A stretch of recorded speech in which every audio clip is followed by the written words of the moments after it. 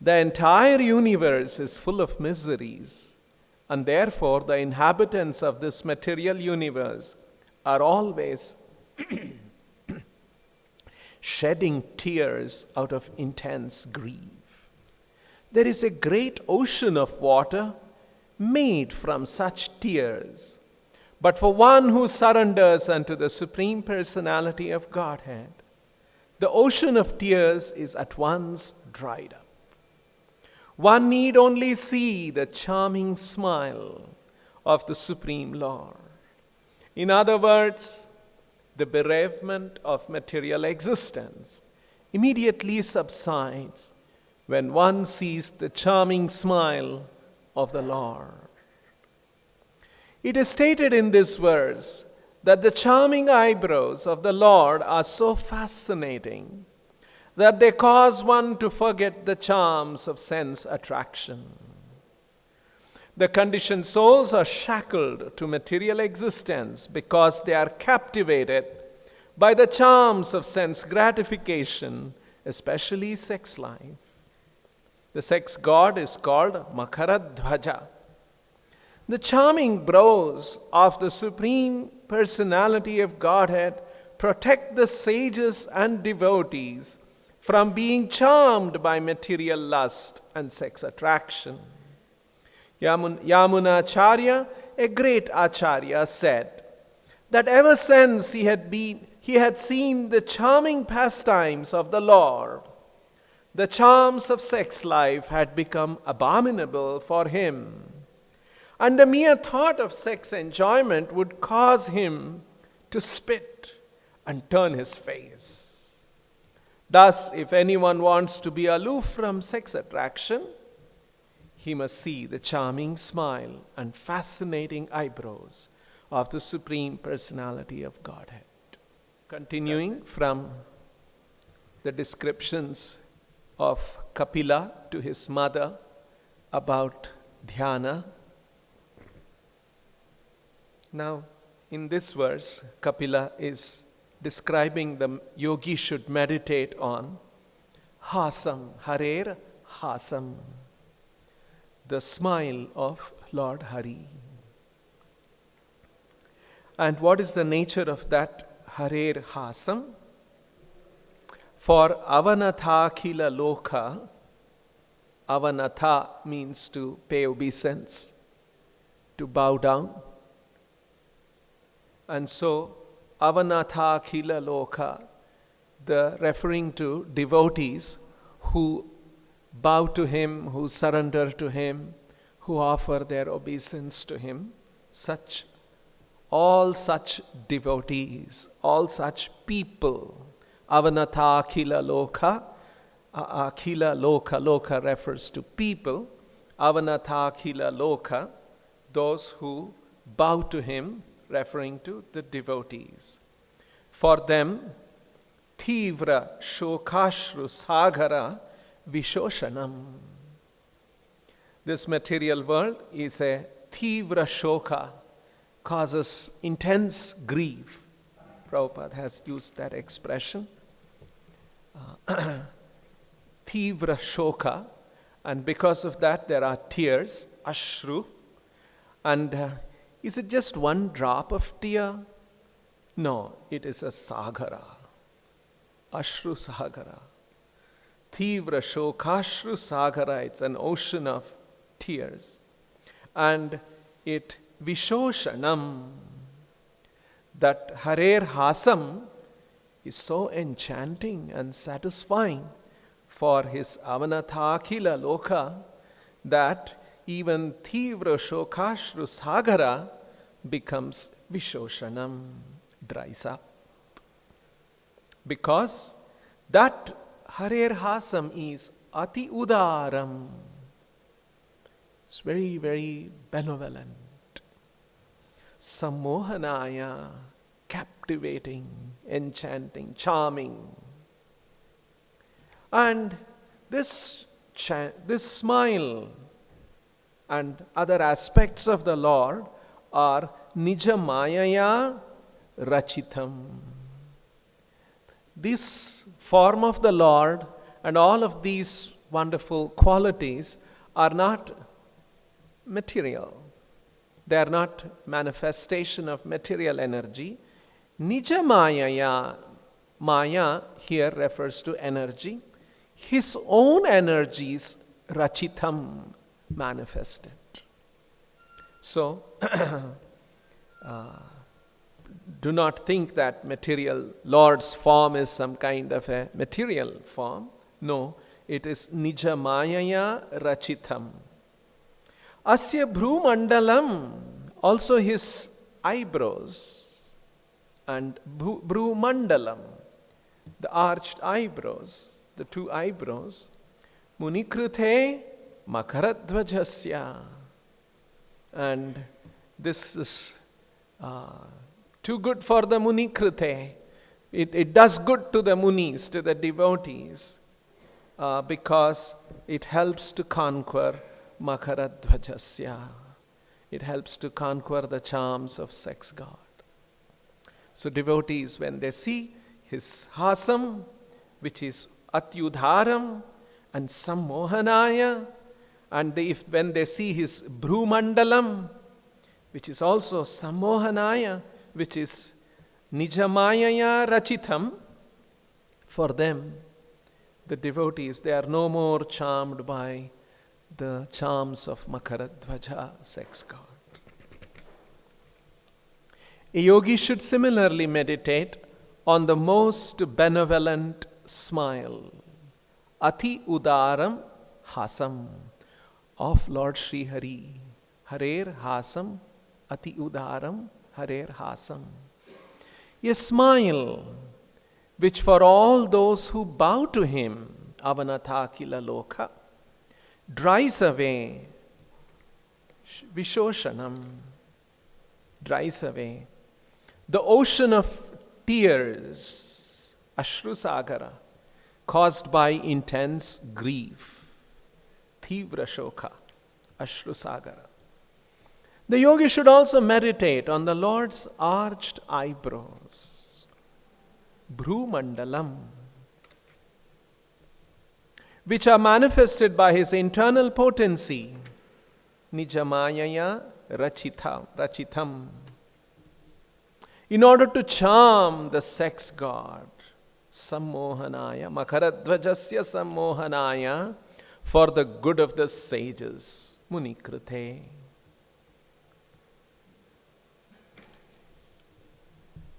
So, very beautiful description of the Lord's smile and enchanting eyebrows that the yogi should constantly meditate on. And Srila Prabhupada has touched on some important points in the purport. That this world is Thivra Shokashru Sagara. Recently I was talking to a small group of people, and one of them was an elderly man,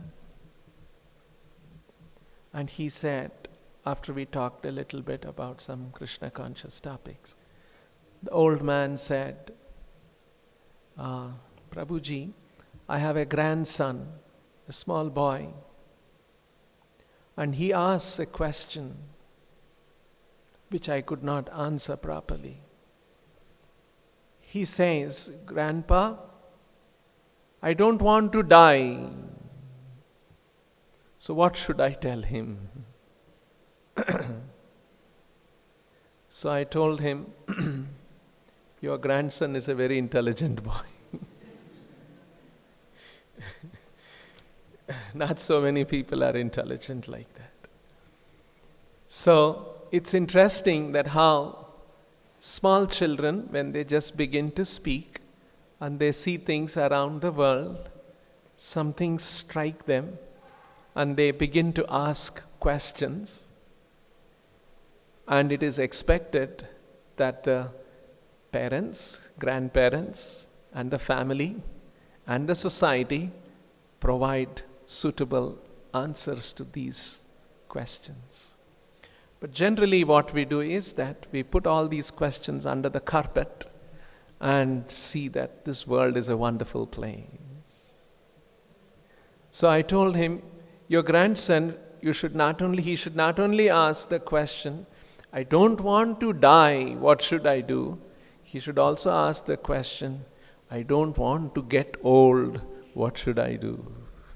I don't want to get diseased, what should I do?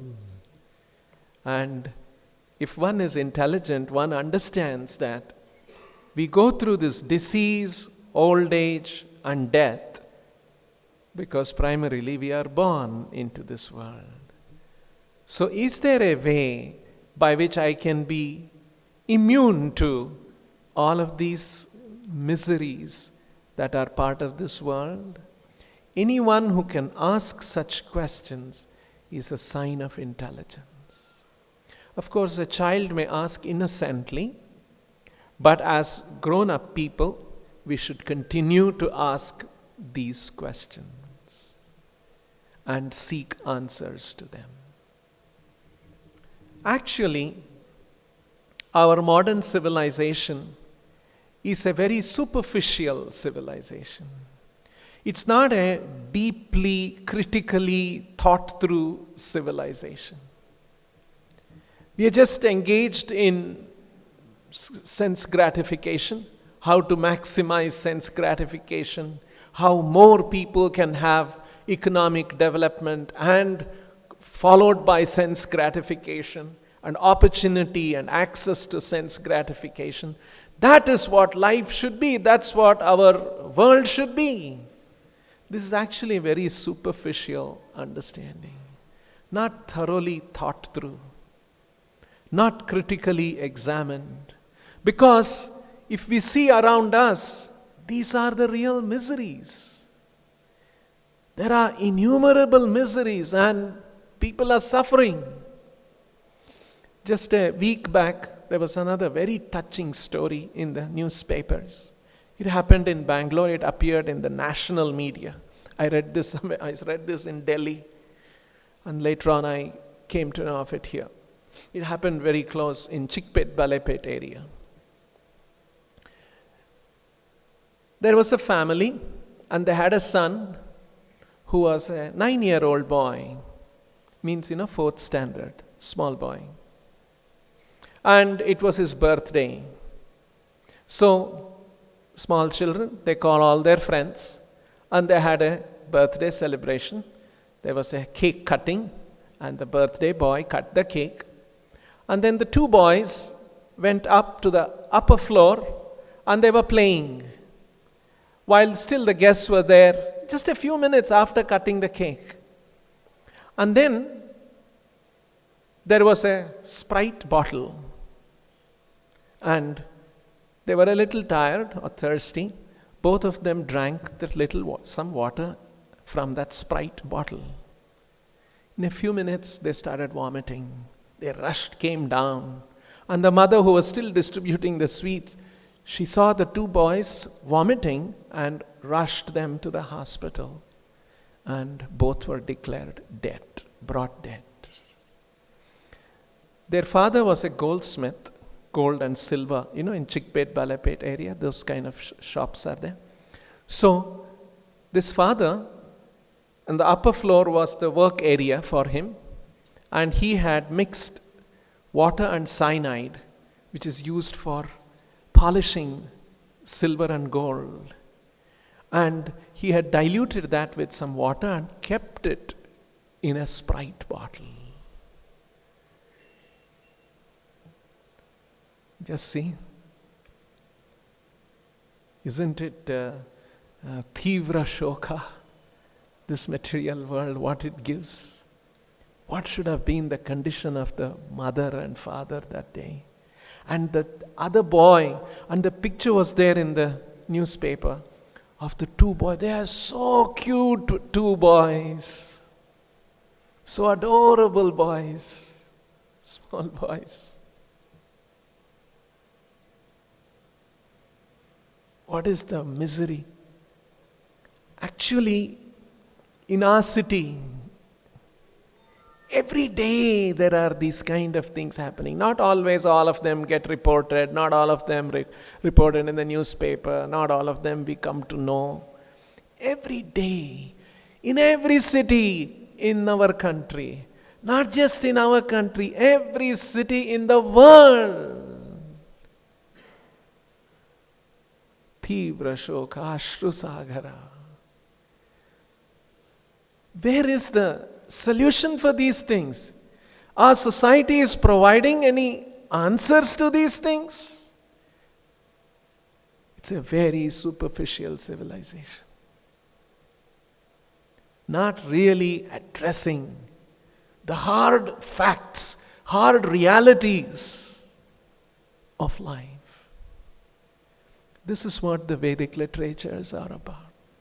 That is why Krishna says in the Gita, one who can recognize these things, one who can see these things, he is a wise man. It requires intelligence to see these things. It doesn't require intelligence to see, oh, there's a nice place, let's enjoy my sense gratification. That is a very silly, stupid civilization. It's not deep. Deep thinking is not there. The deepest thinking that the intellectuals in the modern world do is that how we can have more sense gratification for more people. This is all. Not to address the hard facts of this life. So, that is why the Bhagavatam is using these words, Tivra shokashru sagara. All the conditioned souls who are like this in this material world, and they are going through this kind of a Tivra shoka, intense grief, and their tears forming the sagara. For them, what is the relief? And Vedic literatures are offering Harer atyudharam hasam. Because when they are trained, this requires some training. This spiritual perspectives require some training. Otherwise we cannot see these realities. The truth of spiritual existence we cannot see. Prabhupada says, in order to understand Krishna, you have to be purified.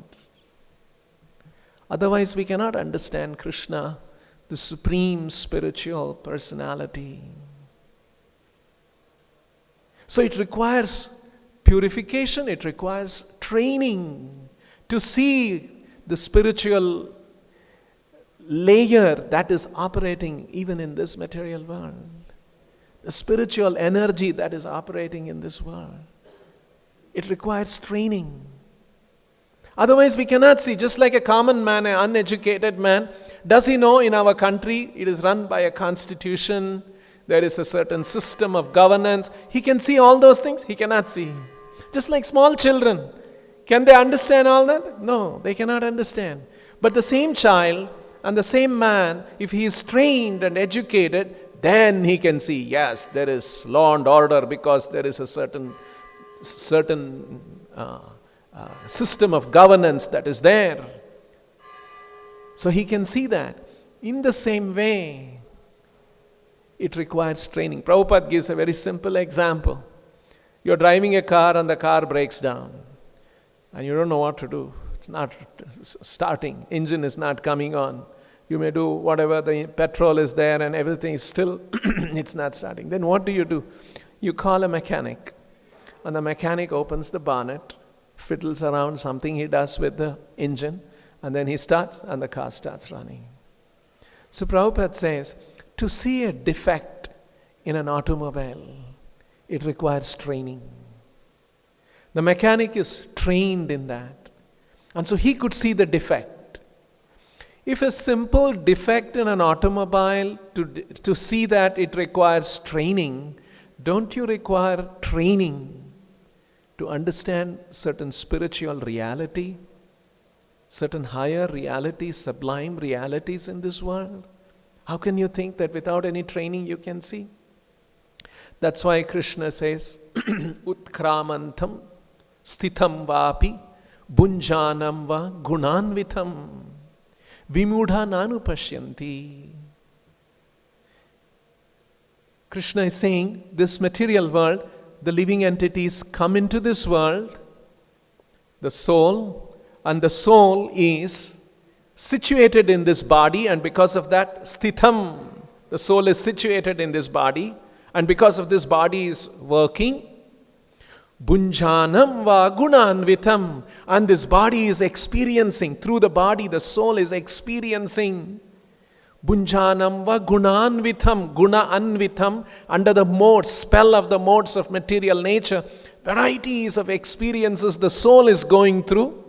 And then at a certain time, utkramantam, the soul leaves the body and goes. This is the reality.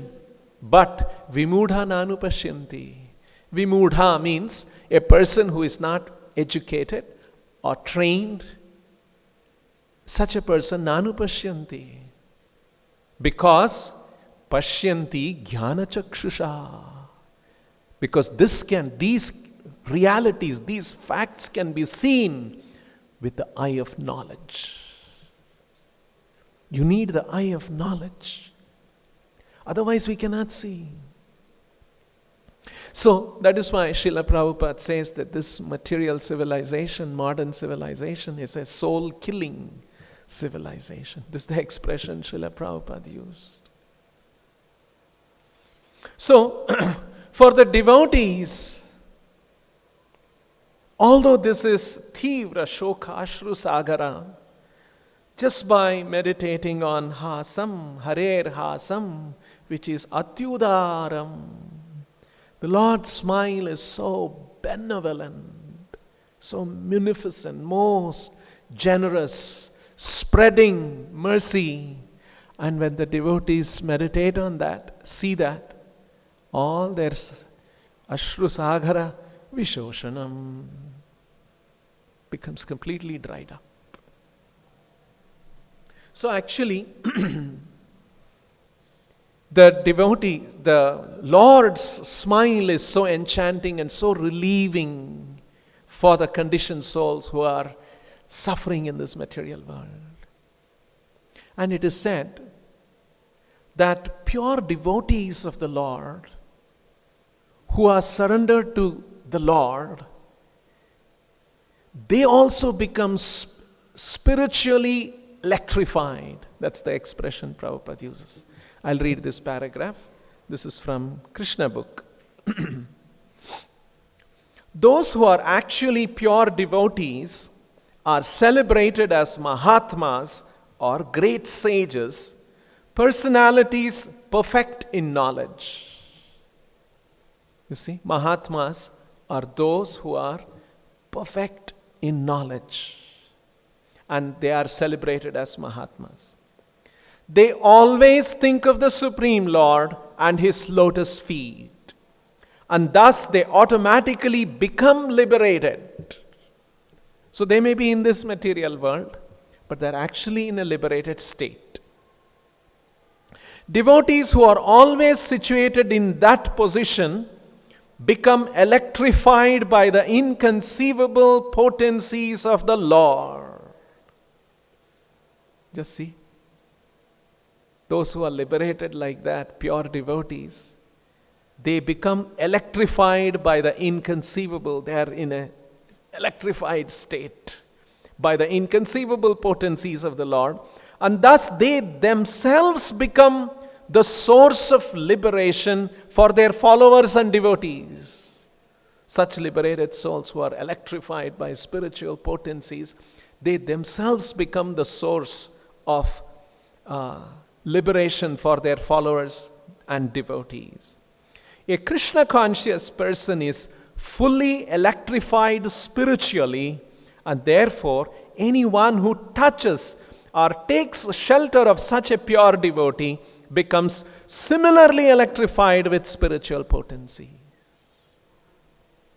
So that is the position of a pure devotee who is spiritually electrified by Lord's potencies.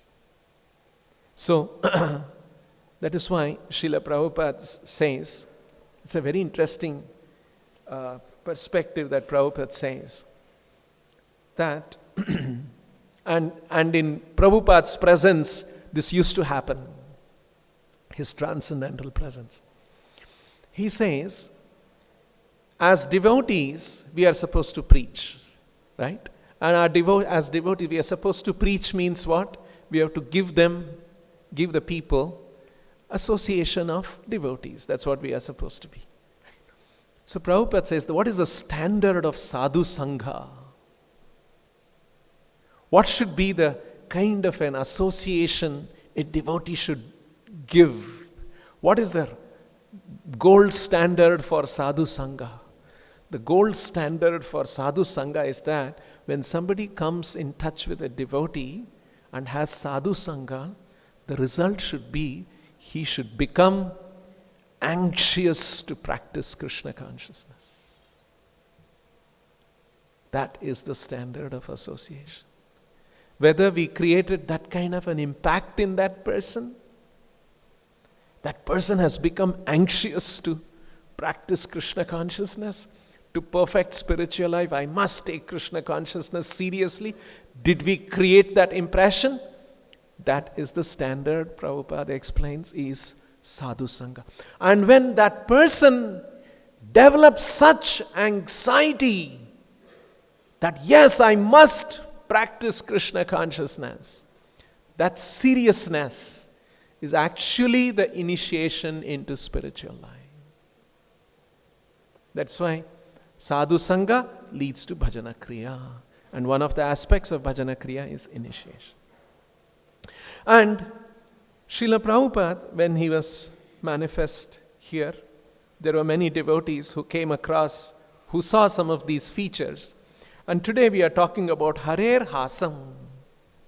And Srila Prabhupada also had a very charming, benevolent, enchanting smile that devotees had experienced. So there is one eyewitness account. This devotee is saying this. When I was serving in Los Angeles in 1973, I was so fortunate to get Srila Prabhupada's darshan and hear his classes every day. The temple atmosphere was surcharged with his presence. Just see. Prabhupada was that kind of a spiritually electrified personality. And so his presence created. The temple atmosphere was surcharged with his presence. I remember how every morning at 6 a.m., just before he would go out to take his walk, all the devotees would line up at the bottom of the stairs that led to his apartment. We all chanted in great anticipation, waiting for that supremely relishable treat of having the day's first darshan of you, of Srila Prabhupada. So the devotees would line up, there are some videos of this also. Devotees would line up, they would be chanting, Prabhupada would be on the first floor in this apartment, and they would be waiting eagerly when Prabhupada will come out. And we all chanted in great anticipation, waiting for that supremely relishable treat of having the day's first darshan of you. When the door to his quarters finally opened, there he would be, standing, looking down at us with that incomparable smile that always lit up our hearts and our lives as nothing had ever done before. It filled us with his love and his approval. It told us that he was happy to be with us. And it gave us the security that in spite of all our offenses, he had accepted us unconditionally and eternally as his sons and daughters. See the effect Prabhupada's smile would create? Not an ordinary person, not an ordinary devotee. Very special. Then this devotee is further saying, I also meditate on a famous photo of Srila Prabhupada performing the first arati of Shri Krishna Balaram at the grand opening in Vrindavan in 1975. You remember this? All of us have seen that picture of Prabhupada doing the arati. Because Prabhupada went through a lot of difficulties to open the temple. Because, it was not easy to build a temple with a few of the Western devotees. And Western devotees not familiar with Indian way of working. Things are very complex. And it's relatively easier now, and it was much more complex in the 70s. Devotees would get cheated. Not easy to get cement, not easy to buy steel. Contractors would cheat. It's not even a city, right? It's Vrindavan. Even now it is so complicated there to work. So devotees went through all that, and then it took long time, and then devotees would go away. Again he would bring another set of devotees. I think you remember I mentioned that last time. In a span of a few months, Prabhupada had changed 3 GBCs. And finally he said, now I will be the GBC. Because no one could really take the pressures those days. Young American Western devotees. So, and then, so the devotee is saying, I had the great fortune to be present for that precious event. The temple room was completely packed with devotees and guests that day. All of us preparing to witness the momentous occasion of their lordships' first arati. Right at noon, I had somehow been shoved right in front of Krishna Balaram's altar. Soon the conch was blown, and then came the breathtaking darshan of Krishna and Balaram, along with their transcendental pujari, who to my surprise was none other than Srila Prabhupada himself. For me, this was the benediction of a lifetime and the ultimate perfection of the eyes. Never before had I seen such a transcendental combination. And to make this perfectly complete sight,